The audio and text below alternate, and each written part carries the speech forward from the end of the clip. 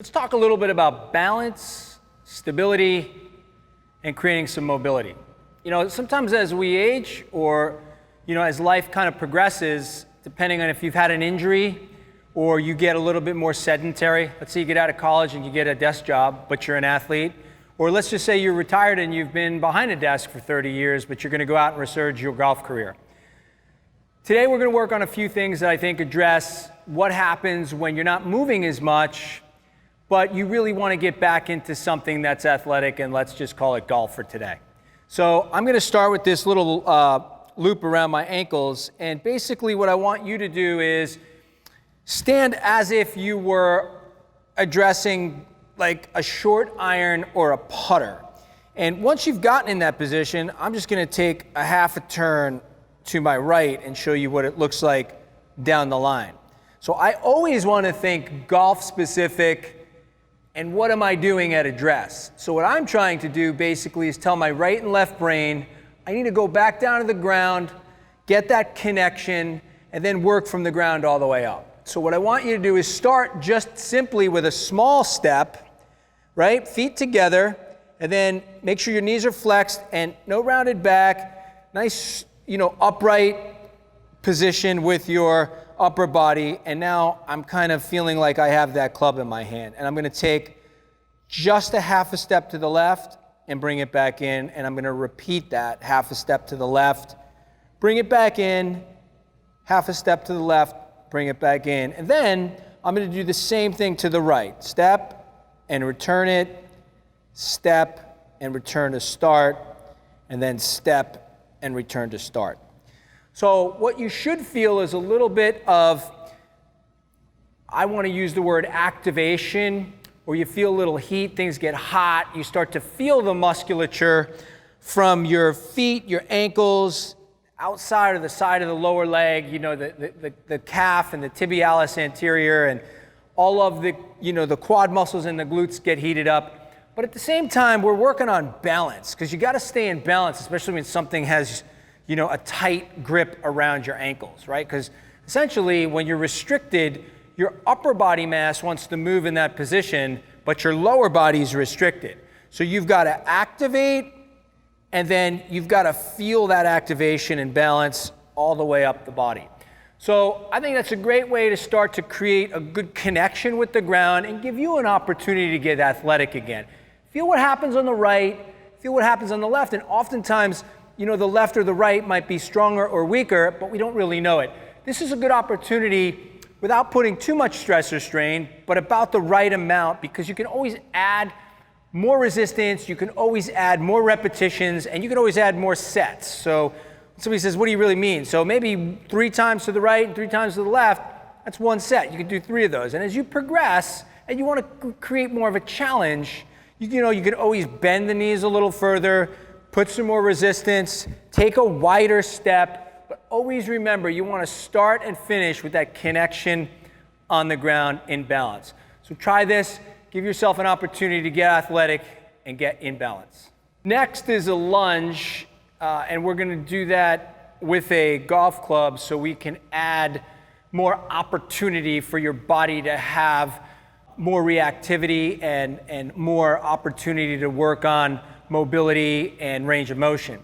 So a lunge with an overhead reach is something we've used for a long time out on tour, and we use it here, in our facility in Jupiter, Florida. And what I like about this is it gives you the opportunity to really engage your body in a full body movement. So you can start off with the right foot, and you're going to go forward about 2 to 3 feet. And once you plant your foot, you want to make sure your knee never tracks further than your toe, right? So if you were thinking about what does that look like, once you put your foot down on the ground and you found that ability for it to be stable, when you bend down, your knee should never go further than the laces on your shoe, right? So that's a good way to think about safety first. And then once you're in that position, you want to slowly raise your arms up over your head. And once you get there, just hold it for a beat, and then return back to the start position and drop the club down. If you can't get this far in your forward lunge, just remember that there is always an opportunity to go as far as you can and remain in control. So here's what I say. If you take your step and just 10 degrees as far as you can go, don't feel like you have to go down to a 90-degree angle. Just remember, the opportunity is up to you. Go as far as you can and then increase that as you need to. So here we go. We're going to do it to the left. So you remember, you're going to start in a very neutral, anatomical neutral is a very athletic position. Feet together, take that left step. And remember, once again, I want to be really aware that my knee never goes out over the toe. It's in that right position.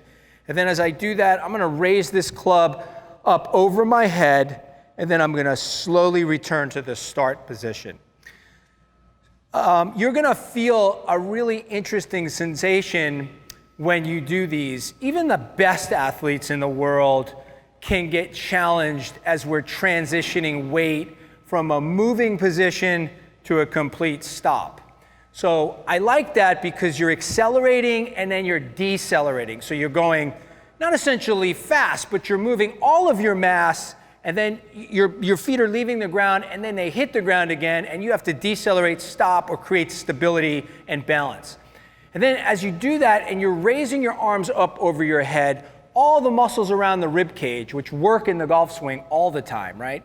All of those intercostals and serratus, all the muscles around the ribs, because the ribs expand as we move forward, as the arms lift in the golf swing and then they come down, they contract. Those are important muscles to actually keep, that mobility all the time. And then the shoulders are tricky, but they also get an opportunity to kind of create that, in that movement pattern, create that open feeling of movement and freedom.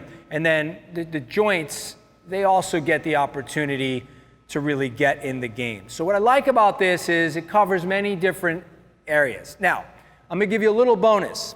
So sometimes when you're doing this, we're gonna go face on, you can add another layer or opportunity in this lunge with your arms raising to the top. So when you get to that position and you get to the top, go ahead and actually rotate to the right and then pause and rotate to the left. And then come back to the center.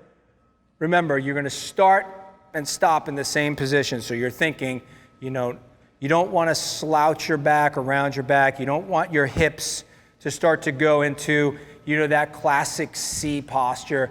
Be aware of what you're doing all the time and do the same thing on the left. So 2 to 3 feet, raise your arms up over your head. You feel a good stretch, and then rotate to your ability to the right, and then rotate to the left, and then bring it back to the start position. Now remember, sets and repetitions are up to you because everybody is different. For me, it might take 10 repetitions. For somebody else, you might achieve the same thing with 5 repetitions. Remember, your feel is a real opportunity, and I say this, feel should always be real. Just because you read it or somebody says it, that doesn't mean that you have to do what they're doing. Do what's right for you, so the right amount of repetitions get the right result. It's the same thing when I watch the best players in the world hit balls. So what I've learned over a couple of decades with the best players in the world is what we try to do is do things with a purpose that creates a good result. So this lunge with an overhead extension gives your entire body an opportunity to get a good result and do things that give you an opportunity when you're playing golf or just practicing on the range to feel balance, to feel power in your legs, to feel your back, your arms, and your shoulders get into your golf swing. And those are good opportunities for you to grow and play golf at a higher level.